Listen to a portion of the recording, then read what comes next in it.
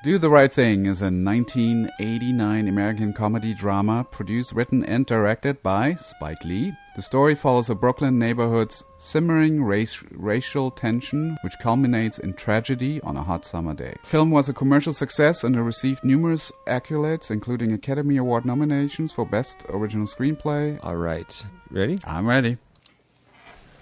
So Mookie's walking in. We see Turturro doing some pizza boxes. Los out. Vito. Yo, Mook, what up? Just cooling. Interesting greeting. You're still late. Why don't you relax, Pino? Take it easy. You live long. Yeah, take the broom. The front needs sweeping. And Wait a minute. I just So Turturro is complaining that Lee is not working hard enough, and he wants him to sweep. fuck that shit. And Lee says, "No way! I'm paid to deliver pizza. I'm not doing it." Did you hear sound? I didn't hear sound. yeah, and say everyone's passing the buck on the sweeping from the first scene that we see these characters nothing. Come on in, man. pass it around. And we're kind of getting to see different shades of Aiello's character, how he fits into the neighborhood. Right. So, who's walking in? Do you know his name? This is a character I call the mayor. Okay. Work done around here? So this is a guy That's that's his name. is just like trying to find some work, and Aiello is happy to have him pick the job, and he goes for the broom. Well, he wants some work, and they're kind of like, get out of here. But then Aiello, slips him a little money, and he's very excited to have it. So it's a cool kind of introduction to this character. Right. It really reveals like what the chemistry is between everybody. Right. Yeah. This, Welfare or something? right, and then we kind of are going to be seeing some conflict rising a little bit. Yeah, it is the mayor. Good lord. All right. Every day you get this out for $1 for sweeping our sidewalks. So What do we Turturro. think, Mookie? We're kind of in this two-shot, I work harder than him. medium, for a while. A slight Yeah, and movement on the everything's- camera, which we should talk about. I really like Yeah. this. Tell him, Pop.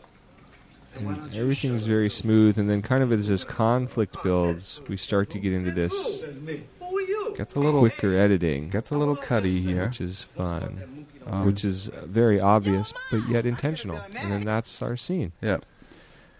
All right. I don't know if we Sorry, did- that wasn't the best description. Yeah, in the world. we just sucked at describing this scene, but That's- it's okay. That's what we do on this show. We're gonna go back and we're gonna talk about some interesting stuff. So the first thing that I'd like to point out, if I may, is how we get into that scene. Notice how there's a dolly shot on Lee walking into the pizzeria, and it's an incomplete dolly, and then we cut to Turturro, and there's also just like a hint of a pan or dolly that settles into the shot. And just the combination of those two shots is very, very telling in terms of throwing an edit.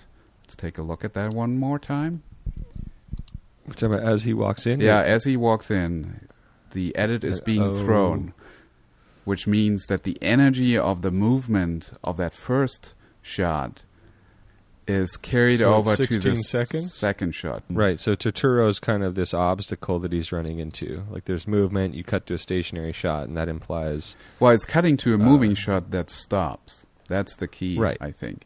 It's a great way to carry energy forward from one shot to the other. Right, they're both moving, yeah. And of that shot being moving and coming to a stop on Turturro, it just really adds to his presence. Yep.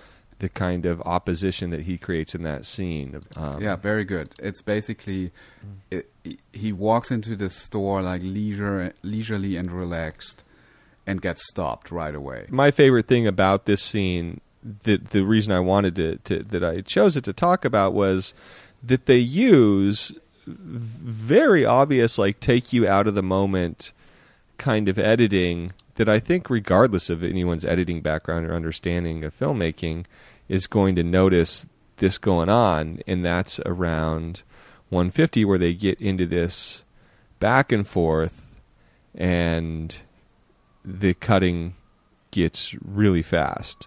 And I just think that's a really neat stylistic choice, and then, it gets fast, and then Aiello has to break it up, so it's almost the editing gets calmed down by the characters. It's a great way to kind of use pacing to have a little fun with it. to change it up on the audience, to put them kind of in the heat of this moment. And it's also, oddly, it creates a comedic feel to it. Like, it's a little bit of a silly argument.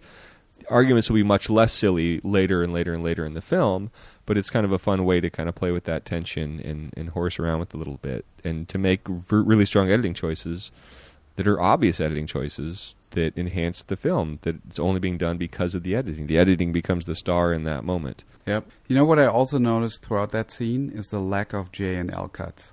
There's some in there for sure, but mostly predominantly we're cutting to whoever's talking next before they start talking.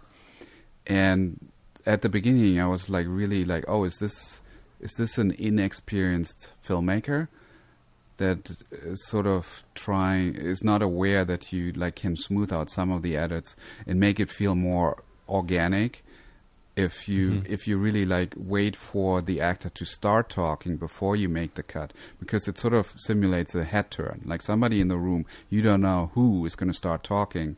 We're here, we perk up, we turn our head, we look at them, cut, right? That's sort of a typical J cut that really becomes a very smooth way of creating dialogue scenes. In here, I feel like very clearly it's not cut that way. And I'm not sure. Yeah. I'm not sure what the intended. Is it to just emphasize the fact that they're all sort of arguing with each other? Well, I mean, regardless, I mean, I think it's fun that the filmmaker is making really stylized choices, and I think some of that. I don't think that's an inexperienced thing. I think that's, you know, someone that's young and starting out and like really willing to take some risks and try some stuff, which is really exciting. And there's cool stylization throughout this entire film that's For sure. kind of playing with the artifice of the medium of filmmaking in the same way Scorsese does in a lot of his stuff, especially the early stuff. And, you know, a couple NYU students as filmmakers. And then, you know, you see that to some extent in his most recent movie in BlacKkKlansman, but overall it's a much smoother kind of cohesive feel. Yep. It's hard to say what the intent is. We never really know what the intent is. We can just sort of see what's going on, and I would never say, okay, this is terrible, or you should do this better, because obviously that doesn't help anybody, and that film is clearly a masterpiece, and it's working on all levels. This was just a short scene analysis. If you like this, you should really dig into the podcast. There's a link that you can check out, which is thisguyedits.com/podcast, and it'll take you to all the different ways how you can subscribe to this podcast, including Apple Podcasts, Stitcher, and Spotify. Go on a run, use it in your commute in the morning, and listen to us really nerd out on a scene. And thank you to Curta for the music, and as Sven always says, happy editing. Black band sweating in the rhythm I'm rolling. Got to give us what we want.